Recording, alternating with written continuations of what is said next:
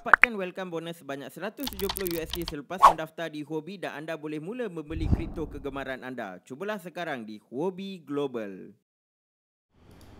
Dan Assalamualaikum, salam kripto.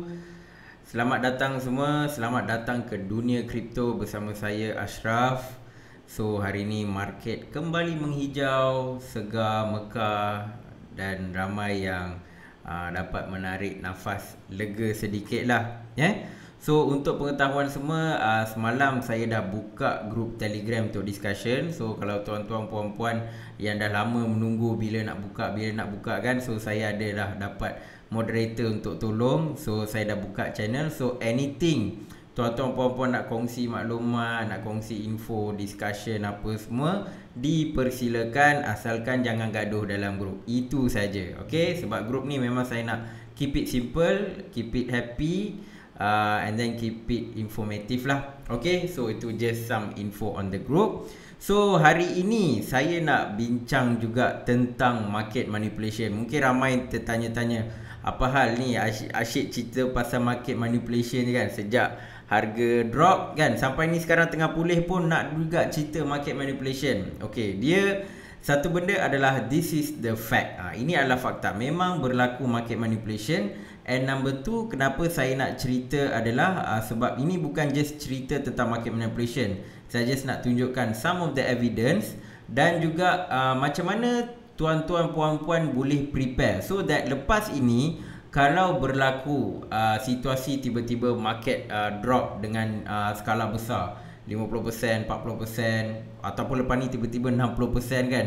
So tuan-tuan puan-puan faham apa yang tengah berlaku di sebalik chart Bitcoin, apa sentimen yang dimainkan, so that tuan-tuan puan-puan boleh melakukan preparation yang lebih baik. So itu akan mengelakkan tuan-tuan puan-puan satu, rasa panik dan rasa anxiety dan sebagainya.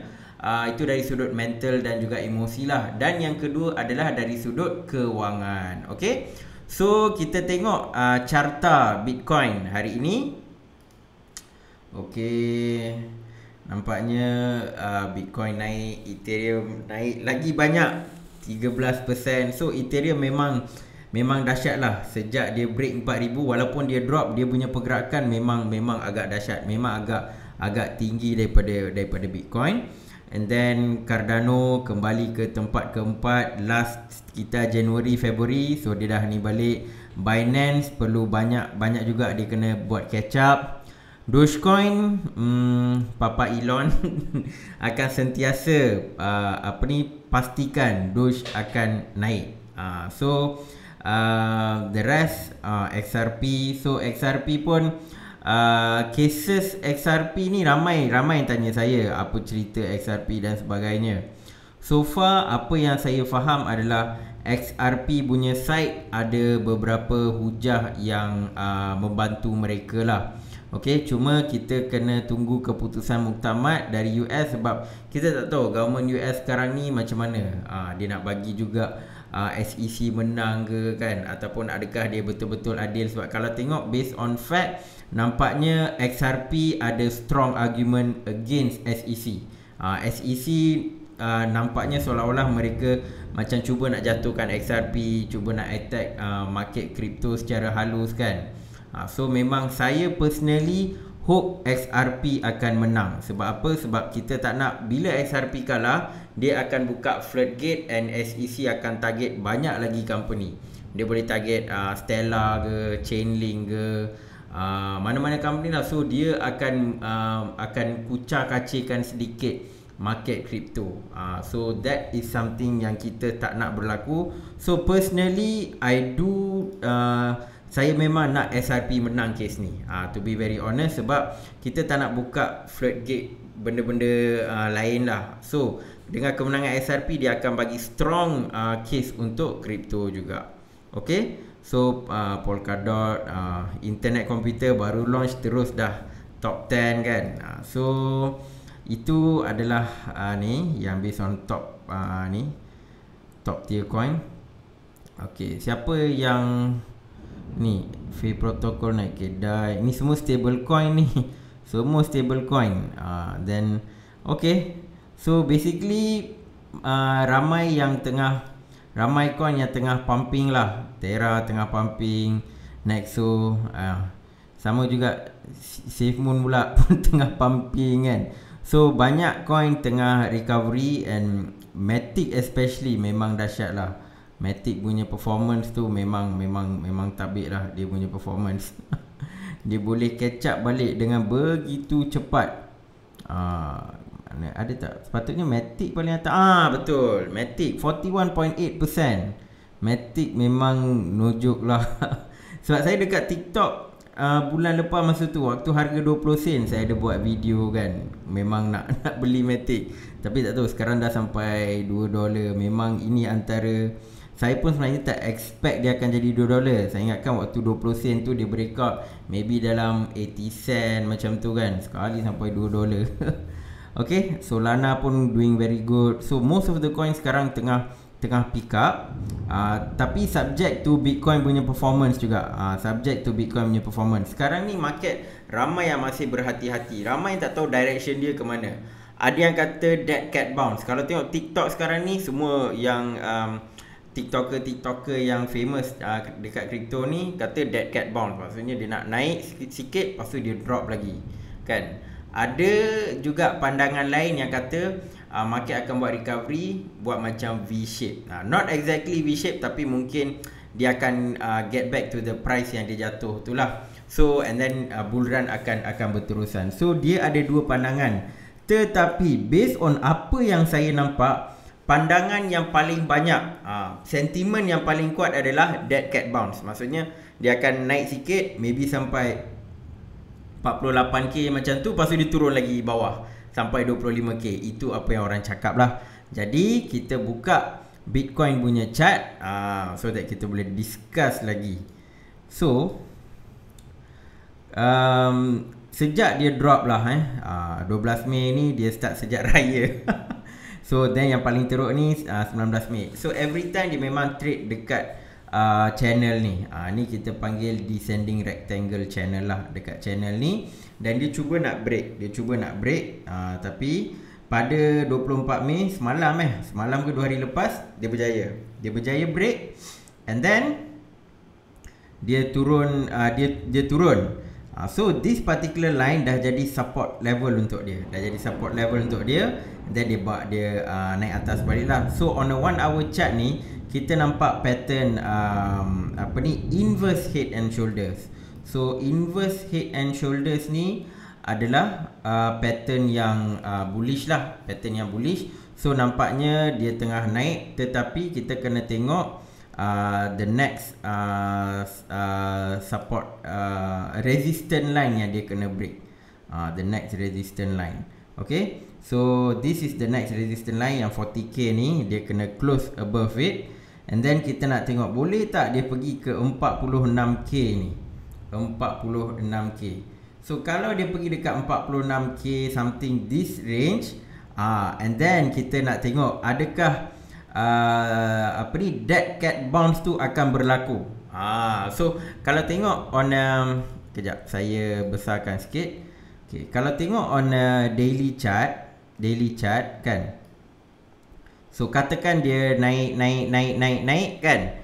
Maybe kalau dia pergi dekat sini, sini 7 Jun macam tu. Kalau dia 7 Jun dia pergi 52k, tiba-tiba dia bounce turun bawah. Then group yang kata dead cat bounce tu, tengok aku dah cakap dah, dead cat bounce ni memang dia akan pergi lagi rendah. Dia akan pergi sampai 20k ke 25k.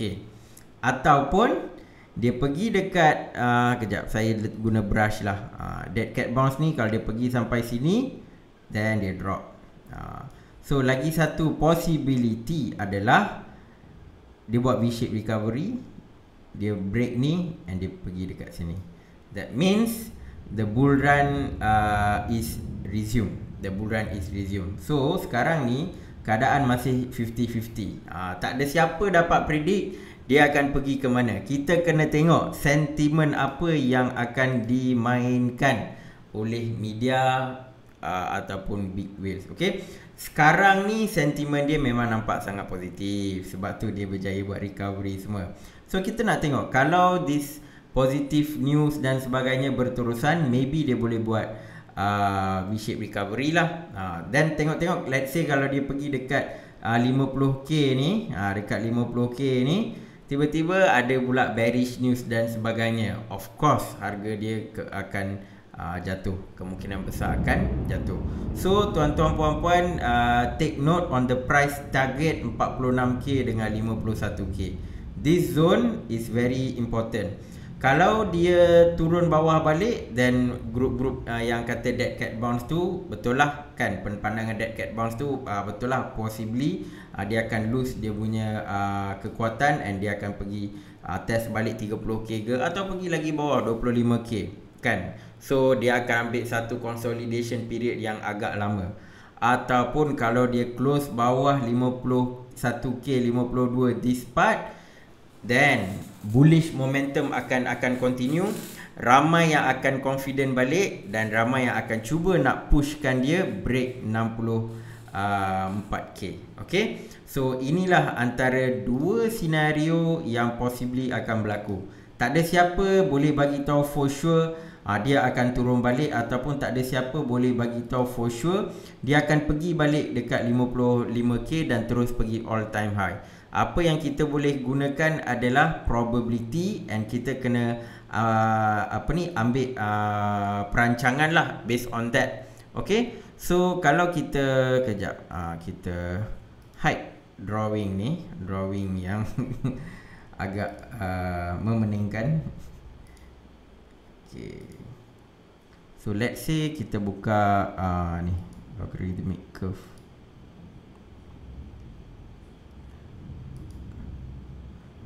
Alamak, something wrong. Okay. Okay. Now we are back. So sekarang ni, kalau tuan-tuan puan-puan dapat lihat di sini, 35k ni satu support level yang sangat strong untuk Bitcoin buat masa sekarang. Okay, so ramai yang kata 35k ni adalah dia punya bottom, and dia boleh buat recovery. Ramai yang kurang yakin, and kalau dia buat dead cat bounce, mungkin dia akan pergi dekat sini. Ni line biru yang lagi satu dekat harga 27k. Lagi bawah adalah 23k. Okay, so kalau dia buat recovery, contoh dia pergi dekat 44k somewhere here, then dia drop balik, then possibly dia pergi sinilah. So sekarang ni memang moment yang agak critical, and kalau dia dapat break yang warna putih ni dekat 44k, dia close somewhere dekat 52k somewhere sini, then bullish momentum akan berterusan lah. So dekat logarithmic curve ni pun kita boleh nampak dia punya pergerakan. So ni pun dia guna macam Fibonacci line lah, Fibonacci line Okay, so this is on Bitcoin. So apapun tuan-tuan puan-puan kena alert lah on the price target yang saya bagi tahu tadi. Next is Ethereum. Ethereum pula, memang saya hope dia akan buat V-shape recovery. V-shape recovery, tapi boleh jadi juga dead cat bounce. Contoh kalau Bitcoin dead cat bounce, ni pun dead cat bounce juga kan. So let's say hari tu dia drop sampai mana ni, 1750. Okay, so is either Ethereum dengan momentum yang padu sekarang ni kan, dia boleh pap pergi balik dekat harga 4300, ataupun dia buat ni lah, dia pergi sampai ni dekat 0.618, 3381, then dia pergi drop balik. Ataupun dia mungkin pergi sampai 3800, then dia drop balik. Itu pun ada possibility. Tetapi saya nampak sekarang ni bullishness terhadap Ethereum tu lagi tinggi daripada Bitcoin. To be frank, dengan Ethereum keluarkan laporan bahawa mereka punya development akan menjadi lebih environmental friendly dan sebagainya kan. And ada juga ramai yang bagi positive news terhadap Ethereum. So nampak macam Ethereum punya pump ni boleh naik lagi lah. Tapi tak sure lagi. Boleh jadi kalau Ethereum punya bullishness tu terlampau kuat, dia naik, Bitcoin mungkin tak jatuh, Bitcoin akan pergi sideways. Benda tu boleh berlaku. Tapi buat masa sekarang Ethereum memang nampak sangat sangat bullish lah buat masa sekarang. Okay, so memang Ethereum pun sama juga. Dia buat 1, 2, 3 inverse head and shoulder, sama macam Bitcoin. And sekarang ni kita nak tengok mampu tak dia break ni 3,381. This is the price target yang kita nak tengok. Boleh tak dia break sini?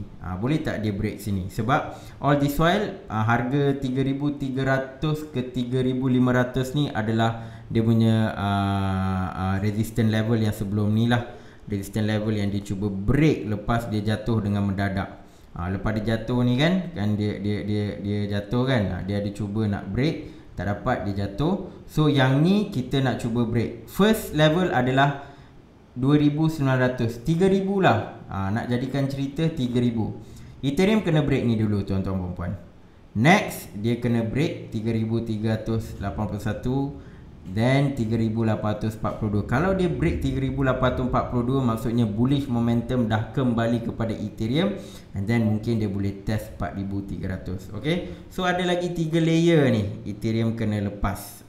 Tapi buat masa sekarang nampaknya Ethereum agak bullish lah. Okay, so that is on the technical analysis for both Bitcoin dan juga Ethereum. Sekarang ni kita tengok sentiment market sekarang ni. Kita still dalam peringkat extreme fear. Yes, harga tengah naik. So ni last update Mei 26 lah, which is sekarang. So next update dalam 10 jam lagi, then kita akan dapat new update lah macam mana. Tapi sekarang market masih dalam keadaan ketakutan. So selalu orang kata buy when people fear, sell when people are greedy. So sekarang ni orang tengah takut. So tengoklah ada tak orang nak guna sentimen ni untuk buat pembelian dan sebagainya. So ini just saya nak tunjuk sentimen sekarang ni kan. Sebab lama kita tak nampak fear, sekarang baru muncul fear ni. Okay, so sebelum kita nak bincang pasal market manipulation, saya nak tuan-tuan puan-puan teliti sedikit carta ni.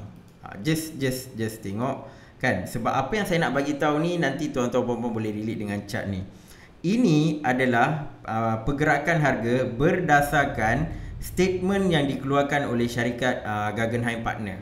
So dia punya CIO ni setiap dia first dia buat statement tahun 2017 Disember pada 17 Disember 2017 pula. 17 Disember 2020. Di sinilah di mana narrative institution investor banyak start masuk dengan sebelum tu dengan PayPal apa semua kan. So Muhammad ni pun cerita Bitcoin boleh pergi 400k. Okay, and then market start naik, then turun kejap kan. Lepas tu bulan Februari pula dia kata Bitcoin boleh pergi ke 600k. Lagi bullish kan. So orang pun pam, harga pun naik lah kan. Naik, then dia test 64k, dia drop sikit. Apa dia cakap? April 20 Bitcoin akan jatuh ke 20k. U-turn pula. Okay, lepas dia cakap memang memang dia naik sikit lah, then dia drop.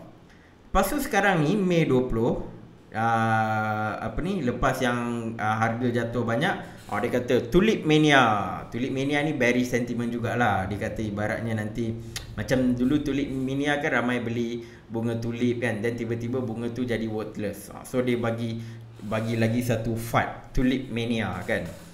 And then what happened? Co-founder Guggenheim pula ni orang lain dia kata ETH is more useful. Narratifnya adalah begini. Mula-mula dia pump Bitcoin, lepas tu dia kata Bitcoin ni tak guna dah. Sekarang ni dia beralih ke Ethereum. Okay, so untuk pengetahuan tuan-tuan puan-puan, institution sekarang ni tengah tengok Ethereum pula. Bitcoin dia dah dapat lah kan, dah crash, dia pun dah beli apa semua. Sekarang ni adalah Ethereum punya time. So this is pergerakan chart based on sentiment ni. Sebab Guggenheim ni antara syarikat investor yang power juga kan. Sebelum ni saya tunjuk macam mana efek Elon Musk kan. Ini adalah efek Guggenheim. Sekarang ni dia bearish kat Bitcoin, dia bullish dekat Ethereum. Okay, so this is the ni lah dia punya cerita. Dan kita buka our slide ni. Okay, so kita pergi kepada topik utama kita. Okay, the thing about crypto ni, Bitcoin dan juga crypto ni, kelebihan dia orang-orang biasa macam kita lah, retail investor, rakyat marhain, orang biasa ni, kita ada kelebihan sebab kita masuk awal. Maksudnya bukan semua, tapi orang-orang, contoh mula-mula orang-orang macam nerd, orang-orang yang tahu pasal komputer kan, diorang start beli Bitcoin. Ada yang gamers start beli Bitcoin waktu 2010, 2011 kan, diorang start beli Bitcoin. And then maksudnya exposure Bitcoin ni dia start dengan orang-orang biasa kan. And then slowly harga dia naik. So orang-orang biasa yang beli Bitcoin awal dan sebagainya, diorang dah make a lot of money kan. And even macam ada yang start beli, for example, even tuan-tuan puan-puan yang start beli Bitcoin pada tahun 2020, end of 2020 pun dah buat profit dan sebagainya. Okay, sebelum narrative institution investor pada Disember 2020 kan. Okay, tetapi dia ada sedikit kelemahan di mana the whole crypto market dia tak ada perlindungan daripada manipulation. Macam stock market ada perlindungan daripada government ke, ada akta dan sebagainya. Tetapi for crypto benda tu tak ada. Jadi as good as dia tu bebas, dia bebas untuk semua. Maksudnya whales, speculator, big institution, diorang boleh main game dalam crypto punya market. Dan diorang boleh manipulate sesuka hati mereka. Ini adalah hakikat yang tuan-tuan puan-puan kena faham. Kalau nak masuk kripto, ini adalah hakikat yang tuan-tuan puan-puan kena faham. Okey, yang manipulasi ni sebenarnya bukan berlaku di kripto je, ada je pasaran dekat pasaran saham, ada berlaku dekat gold market, precious metal semua berlaku. Tetapi dekat kripto, sebab dia tak ada apa-apa barrier, manipulasi dia memang boleh berlaku dengan dahsyat. Sebab tu selalunya bila jatuh, boleh jatuh 30%, 40%, 50% lately kan. Tengok Bitcoin jatuh 50%, benda tu boleh berlaku. Okay, so all this manipulation ni tujuan dia adalah untuk mencipta ketakutan, especially ketakutan kepada pelabur-pelabur baru, retail investor, rakyat marhain yang baru beli Bitcoin, crypto ni, supaya mereka takut dan mereka jual. That's the whole thing about this manipulation. Sebab apa nak jual? Sebab dia orang boleh beli balik. Kenapa dia orang nak beli, kelang kabut, nak manipulate dan beli sebagainya? Tengok gambar Squidward, SpongeBob dan juga Patrick ni. Kita ni rakyat, retail investor, orang-orang biasa yang baru beli Bitcoin ataupun mungkin dah lama beli Bitcoin, orang biasa, kita happy. Oh, ada Bitcoin, pernah beli Bitcoin kan, happy tu nak carry Bitcoin kan. Ni kayangan ni adalah hedge fund investor ke, institutional investor ke, golongan kayangan ke kan. Orang-orang yang dulu tak berapa nak minat Bitcoin, dulu kutuk-kutuk Bitcoin. Elon Musk pun pernah kutuk Bitcoin, Mark Cuban pernah kutuk Bitcoin, Jamie Dimon pernah kutuk Bitcoin. Jamie Dimon ni CEO JP Morgan lah. Semua investor-investor millionaire, billionaire ni semua pernah kutuk Bitcoin. And bila dia tengok harga Bitcoin mula naik, lepas tu dah break 19k yang previous resistance, diorang nak Bitcoin sekarang. So inilah pandangan diorang terhadap orang-orang yang ada Bitcoin. Sebab kita kena faham, most of the Bitcoin telah di mining, tinggal lagi sikit je nak mining. And most of the Bitcoin dia distributed di kalangan orang-orang biasa. So exchange dia ada Bitcoin juga, tapi orang-orang biasa ni pun ada lagi banyak Bitcoin. So sekarang ni all this big institution ni, millionaire, billionaire ni diorang banyak, tetapi mereka tak ada pegangan Bitcoin. Bila dia tengok mana nak dapat Bitcoin, dia tengok alamak, Bitcoin dekat exchange tak banyak sangat. Berapa juta je pun, 3 juta ke 4 juta. Saya pun tak berapa ingat dia punya statistik dia, tapi memang tak banyak dekat exchange. Jadi siapa yang ada Bitcoin? Kita lah, siapa-siapa ada invest kan. Memang holdings mungkin kecil-kecil, tapi kalau one shot takut terus jual, dia akan jadi banyak and diorang boleh kaut. That's the game. The whole thing is diorang terlambat dan sekarang bila harga dah tinggi, diorang nak Bitcoin, diorang nak crypto, diorang mungkin nak Ethereum, apa-apa coin yang tengah ni lah. Shitcoin diorang tak nak. Diorang nak coin-coin yang ada fundamental, yang memang dah naik tinggi. Okay, so this is why sekarang ni kita kena berhati-hati. Mereka nak ambil crypto yang kita pegang lah. Yang ada apa ni, meme coin, apa coin tu tak apa, itu big corporation mungkin tak nak. Tapi I'm talking about Ethereum, Bitcoin, blue chip coin ni semua something yang diorang memang nak kumpul, sebab diorang pun faham inflation coming, diorang kena protect diorang punya ni lah, diorang punya balance sheet dekat company dan sebagainya. So diorang nampak Bitcoin is one of the thing. Gold is something good juga, tapi Bitcoin pun diorang nampak something upcoming, and memang diorang pun faham performance Bitcoin sejak bertahun-tahun memang sentiasa meningkat. So kenapa benda ni berlaku adalah sebab ni. They want your Bitcoin. Ingat tuan-tuan puan-puan, they want your Bitcoin. Sebab kat exchange dah nak habis so they want your Bitcoin. Now kita tengok Morgan Stanley, JP Morgan, Goldman Sachs, Wells Fargo, semua ni dah buat U-turn sokong Bitcoin. Kalau tuan-tuan puan-puan Google nama diorang ni dengan Bitcoin, semua ni sekarang menyokong Bitcoin ataupun menyokong kripto. Dulu 4 ekor ni memang sangat bearish. Saya pun pernah buat satu video condemning about JP Morgan pada tahun 2019. Sangat-sangat bearish sebab diorang memang nak Bitcoin gagal. Tapi benda tu tidak berlaku dan sebagainya, and Bitcoin terus naik and dia dah jadi $1 trillion market cap.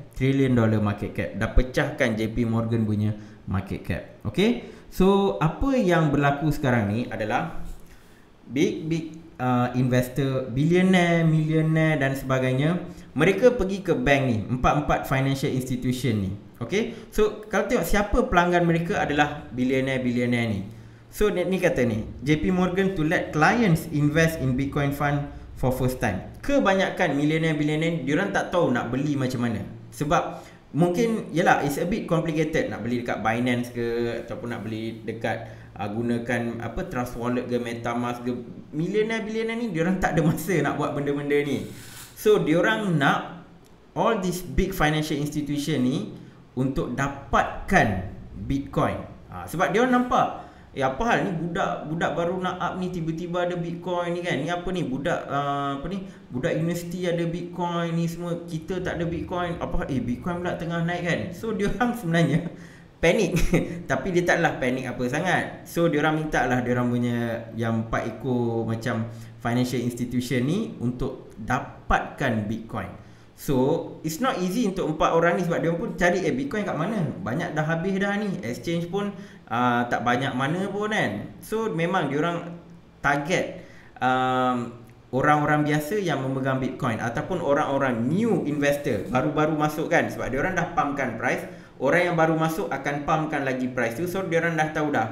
Contoh kan, yang baru masuk dari 40,000 kan, lepas Elon Musk beli dan buat Twitter statement, sentiment. So orang banyak masuk. Especially bila time frame Bitcoin dari 50k ke 60k, lama dia dekat puncak tu, ramai juga yang beli. So this particular investor ke, broker ke, hedge fund manager kan, diorang nak dapatkan Bitcoin ni for their client, big client. So diorang target orang-orang yang baru masuk, yang tak ada experience sangat kan. These are the people diorang tahu kalau takut diorang akan jual, kita ambil Bitcoin mereka. Okay, so this is the game. Okay, so next. Contoh, mungkin ada yang kata, apa ni Ashraf, kau duk tuduh orang manipulation lah, apalah kan. Tak ada bukti pun. Ini bukti dia. Contoh JP Morgan pernah manipulate futures market dan juga pasaran precious metal, emas, silver kan. Diorang pernah buat and mereka perlu bayar denda dalam 920 juta USD. Diorang pernah buat. Ni tengok dia dah siap dah bayar saman dah. Tapi saya rasa 920 juta ni tak ada apa sangat kot untuk diorang ni kan.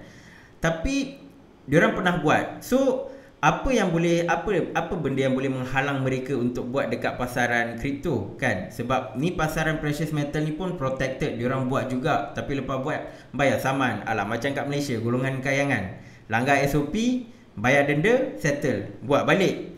Same. same modus operandi. Kalau nak relate dengan apa yang berlaku dekat Malaysia pun kan, same. Saya tak nak sebut lah siapa golongan kayangan, tapi most of yang tengok faham lah kan. Okay. So that's the thing. Next, apa yang berlaku pada 19 hari bulan 19 Mei hari tu, lepas correction besar-besaran 53% drop kan, 19,639 Bitcoin dikeluarkan dari exchange. Maksudnya bila orang panic sell kan, bila sell banyaklah Bitcoin dah dijual, exchange akan ada banyak Bitcoin kan.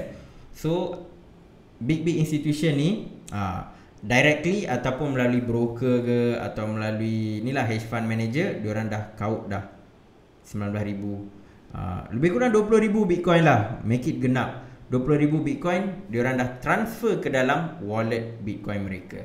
So orang-orang yang panik yang jual ni hilang Bitcoin, and Bitcoin tu pergi dekat big institution lah. And kalau kita tengok dekat sini pun, graf ni menunjukkan memang ada pembelian. Setiap kali harga drop, nampak ni, harga drop diorang beli, harga drop diorang beli, harga drop diorang beli, ini lagi diorang beli. So this is another bukti juga memang diorang manipulate, dropkan harga, beli, dropkan harga, beli. Next, saya nak tunjuk ada dua cara big whales, institution kayangan ni tengah buat manipulation lah. First manipulation, contoh kita nampak ini ramai yang tahu dah, ramai yang duk tanya kat saya apa semua. Ini dekat 4chan ada bukan artikel, forum tak tahu apa nak cakap ni, ada artikel lah, writing yang keluar, kata apa diorang akan jatuhkan harga Bitcoin sebelum pukul 7 UCT, and then dia kata benda ni daripada China lah. Diorang create story kan, China akan keluarkan news dan sebagainya, akan push harga jatuh, kononnya nak bagi someone bankrupt lah. Benda ni pun jadi berkait-kait, pergi kat Justin Sun dan sebagainya kan. So dia pun kata relax kan. Dan dia kata dia akan turun big dip, banyak dia jatuh. And then dia kata lepas benda tu berlaku, benda tu akan naik ke 70k dengan sangat cepat.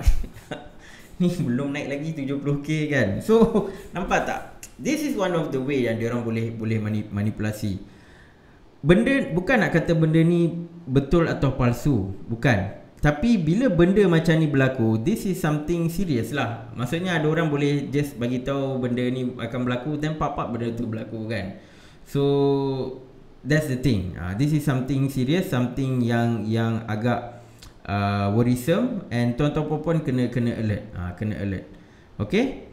And then bawah ni adalah satu Twitter handle yang tuan-tuan puan boleh tengok dan baca. Sebab saya akan tunjukkan teknik manipulasi ni berdasarkan tweet daripada The Koma Popper, sebab dia adalah dulu mungkin dia adalah macam hedge fund manager dulu-dulu sebelum Bitcoin, dan dia bagi pendedahan macam mana mereka boleh create FUD bagi orang panik supaya mereka boleh dapatkan Bitcoin dengan lebih murah. Okay, so this is how the manipulation goes. First method adalah mereka akan bayar media kecil, macam any media kecil lah, banyak website media related to Bitcoin kan. So maybe dia akan pilih satu media kecil ni untuk publish berita yang bersifat bearish, bersifat negatif, tapi dia hanya perlu publish, dia tak perlu promote. Dia just hanya perlu publish dekat website dia. Itu je kerja dia orang. And broker ni dia akan bayar lah. Ya, kenapa dia buat benda ni? Sebab klien dia nak Bitcoin. So dia kena buat benda ni di mana klien bayar dekat dia akan bayar dekat media kecil. Dia akan bayar dekat media kecil. Dia kata publish artikel, jangan promote. Okay. Next, dia akan bayar dekat contributor. Kalau tuan-tuan perempuan pernah buka macam Forbes, Bloomberg, kadang-kadang ada contributor. Contributor tu akan bagi opinion kan, dia akan tulis. So kadang-kadang dalam artikel tu kita akan nampak citation. Bila kita klik, dia akan pergi dekat website lain dan sebagainya kan. So dia akan bayar contributor untuk bagi macam opinion ke, pendapat ke, and dia akan suruh publish, tapi dia akan beritahu publish dalam bentuk bearish, dalam bentuk negatif, and pastikan ambil citation daripada website yang media kecil ni. So contributor pun dia akan tulislah artikel, dia akan buat citation, ambil daripada ni, dan dia letak. Bila benda tu letak, dia dah create some kind of impact. So maksudnya, artikel ni dah lama keluar. Tengok contributor ni dah jumpa artikel ni, writer ni dah jumpa artikel ni, dia letak, betul lah kan. So dia dah create some kind of negative sentiment ready. Sebab Forbes, Bloomberg, media besar, media kecil gabung. Next, dia akan pergi dekat social media. Selalunya Twitter lah. Kalau pasal crypto ni, usually dekat Twitter. So influencer crypto ni, ataupun influencer lah yang dekat Twitter ni, diorang akan mula berdebat. Bukan niat dia nak jatuhkan harga Bitcoin, tapi kita kena faham macam so-called macam all this crypto influencer kan, orang yang famous kat Twitter ke, YouTube ke, ni ke kan, semua adalah manusia, semua ada perasaan. So bila dapat ni, so macam saya pun tengok ni artikel, apa hal tiba-tiba China nak attack apa, so saya pun buat content based on that. Okay, so sama juga, it applies to everyone. It applies to most of the crypto influencer ke or content producer ke kan. Dia bila dapat news yang bearish, dia akan react. Kadang-kadang dia tak perlu sokong. Contohlah China FUD kan, dia tak perlu sokong, tapi bila dia bangkitkan benda tu, dan bila dia discuss ataupun dia berhujah, dia lawan counter pun, benda tu dia akan menambahkan lagi viral. Negatif, apa kita panggil, negative marketing kan. Something like that. So dia akan jadi lagi besar. News tu dah jadi lagi besar. It's in news, it's in social media. And then apa yang berlaku, company yang bayar media ni, dia akan tengok, okay, tengah hangat, tengah debat kan, then dia akan start dump, jual Bitcoin apa semua, dia akan start dump dekat exchange. Sebab apa? Dia memang dah ada few Bitcoin untuk dia buat kerja-kerja ni. So dia akan dump, dia akan pilih exchange yang ada kurang liquidity, so senang dia nak buat kerja ni. Then dia akan dump. Bila dia dah dump nanti, apa berlaku?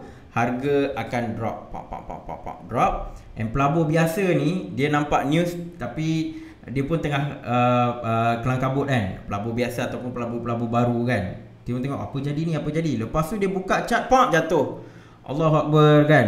Lepas tu dia pun buka social media lah kan. Lepas tengok influencer tengah cerita tentang FUD lah, tentang ni lah, itulah kan. Pun dia pun pening. Lepas tu dia pun panik kan. Then apa dia buat? Dia dah drop.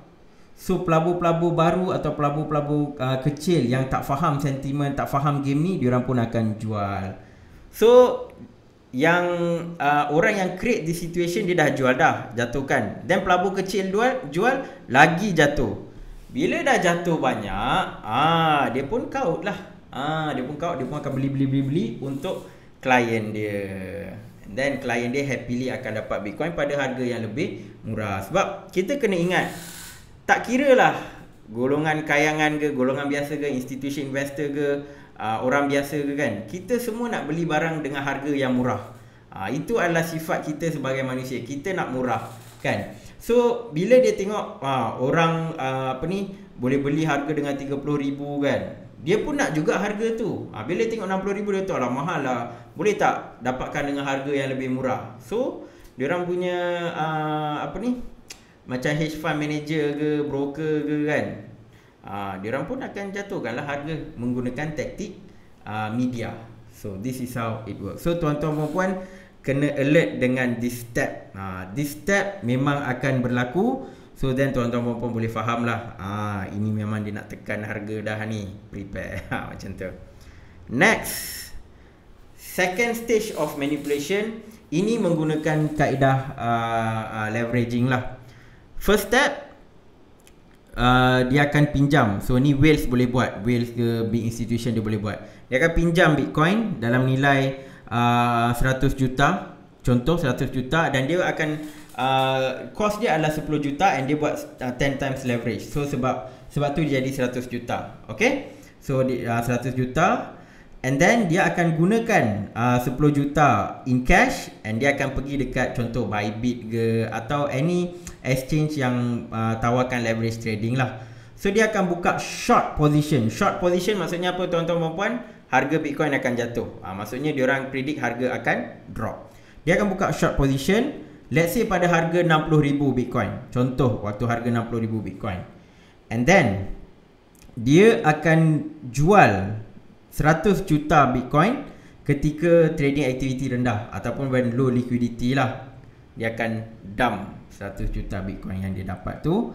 Then what will happen? Harga Bitcoin pun contoh jatuh ke 40,000. Contohlah, lepas dia dump, tengok tengah drop, orang pun panik, jual, pergi kat 40,000 lah kan. Contoh dia dump 50,000, orang panik, tambah lagi, jatuh 40,000. So dia akan tutup dia punya short position. Sebab apa? Bet dia mengena. Dia kata, okay, ini akan short, harga akan drop. Harga memang drop, so dekat leverage dia akan dapat untung lah. So let's say dia dapat keuntungan bersih lah kan, dalam 30 juta. And then 30 juta ni dah lah dia dah dapat extra profit 30 juta. Cost asalnya dalam 10 juta macam tu. Then dia dah dapat 30 juta. Dia akan beli balik Bitcoin pada harga yang lebih murah tuan-tuan puan-puan, which is dalam sekitar 30,000.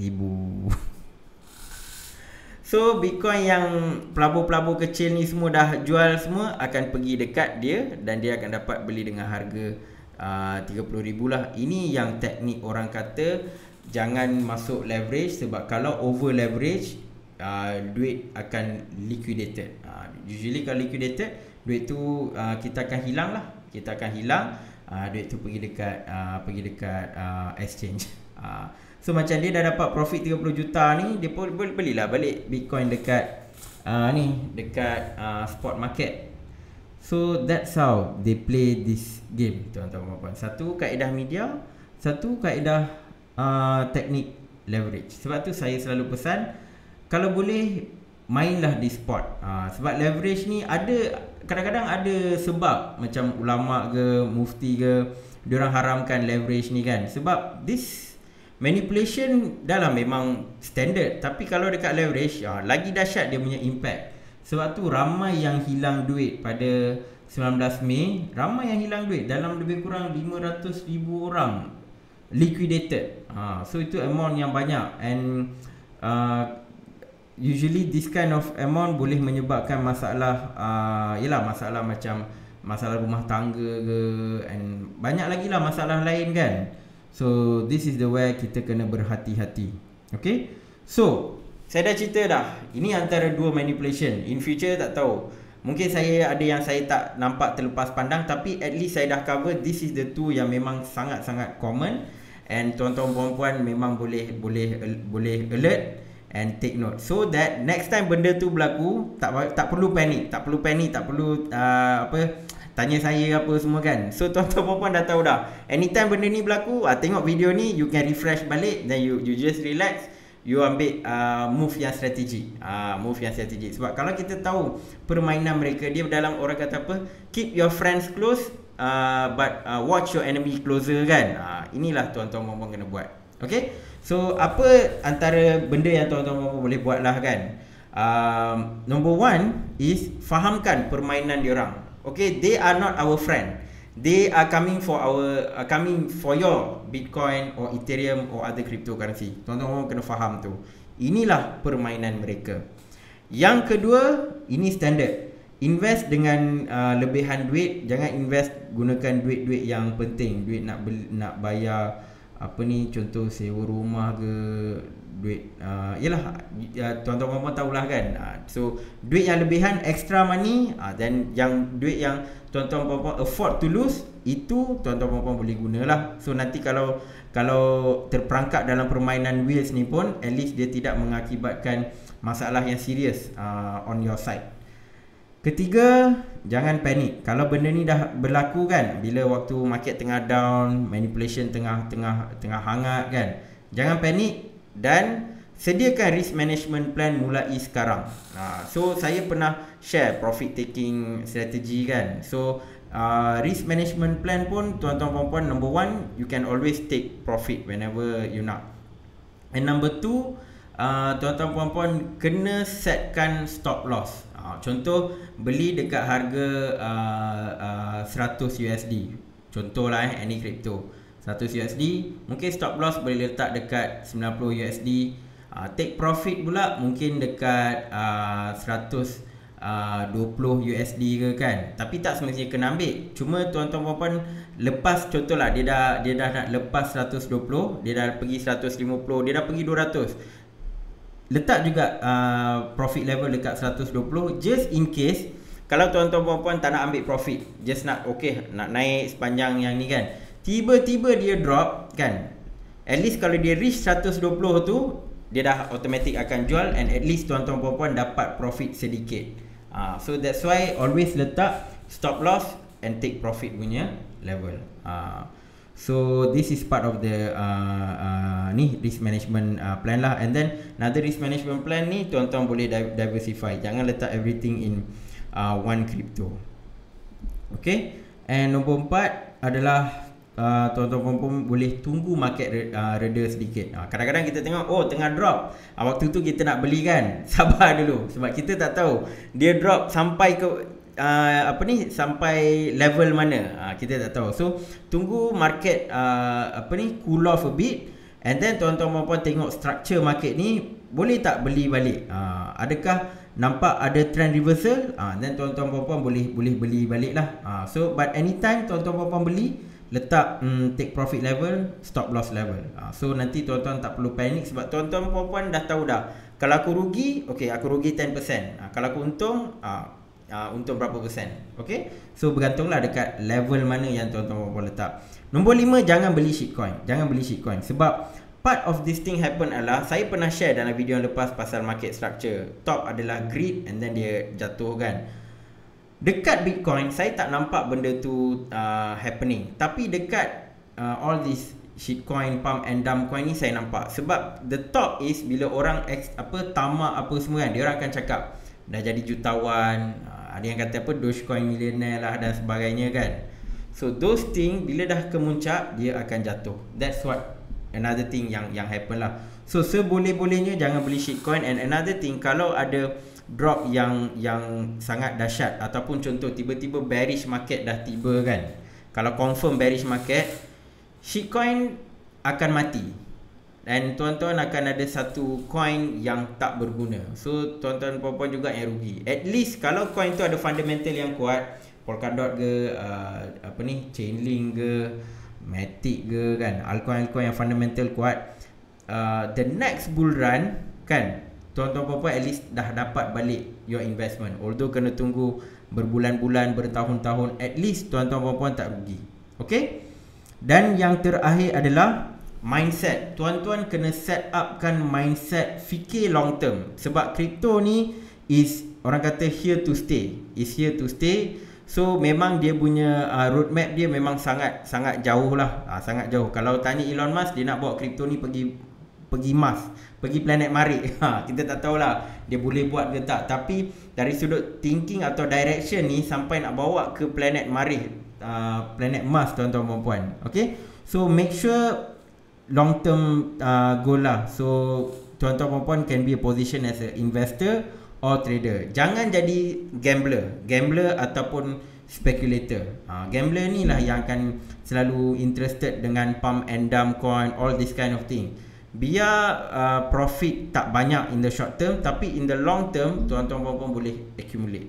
Itu yang paling penting. Okay. So ada banyak lagi lah step yang boleh buat, tapi bagi saya 6 ini adalah penting, so that bila berlaku any dump ke lepas ni kan, market jatuh ke dan sebagainya, tuan-tuan puan-puan dah prepare and tak perlu panik.